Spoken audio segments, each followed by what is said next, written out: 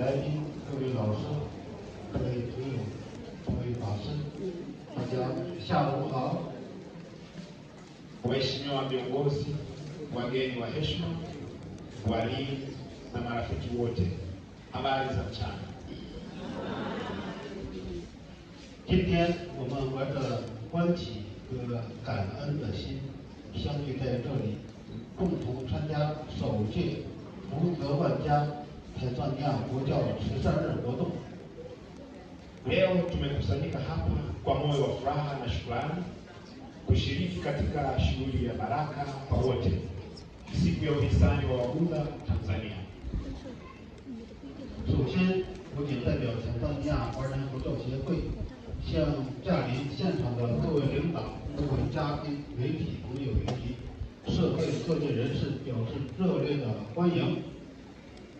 Kwanza, kwa niaba ya chama cha Wabudha wa China Tanzania, napenda kuwakaribisha kwa moyo mkunjufu viongozi wote, wageni wa heshima, vyombo vya habari na watu wote wa jamii waliohudhuria leo.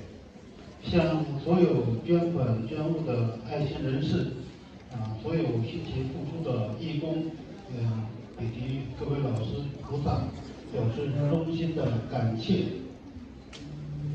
Pia tunawashukuru kwa moyo wa dhati watu wote waliotoa michango ya fedha na vitu, pamoja na wajitoleaji na wafanyakazi wote waliotoa juhudi zao kwa bidii. 今天呢，我们向250户有需要的家庭发放生活物资。 Leo tutatoa misaada ya mahitaji ya maisha kwa familia 250 zenye uhitaji. 也许这些物资并不算多，但它代表着一份关怀、一份祝福，以及人与人之间相互关爱的精神。 Huenda misaada hii isiwe mingi, lakini inawakilisha upendo, baraka na roho ya kusaidiana katikati ya watu. 很多朋友可能会问 Marafiki wengi wanaweza kuuliza, 为什么佛教徒愿意帮助别人？ kwa nini Wabudha wanapenda kuwasaidia wengine? 为什么有这么多人愿意捐款捐物做义工？ Kwa nini watu wengi wako tayari kutoa fedha, vitu na muda wao kama wajitoleaji? 今天我想借这个机会向大家简单的介绍一下佛教。 Leo napenda kutumia nafasi hii kuwafahamisha kwa ufupi kuhusu Buddha. 很多人认为呢，佛教就是寺庙烧香礼拜。 Kwa kweli, Buddha si dini tu, bali ni elimu ya maisha inayowasaidia watu kupata furaha.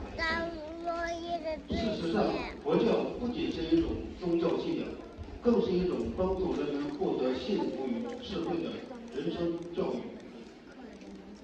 Zaidi ya miaka 2600 iliyopita, Buddha Shakyamuni aliona ulimwengu ukiwa na umaskini, magonjwa, mateso na migogoro baina ya watu. 2600多年前，释迦牟尼佛看到世间有贫穷、有疾病、有痛苦，也有人与人之间的争斗和仇恨。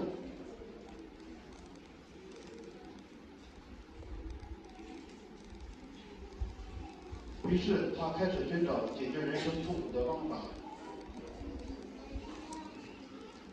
Hivyo alianza kutafuta njia ya kuondoa mateso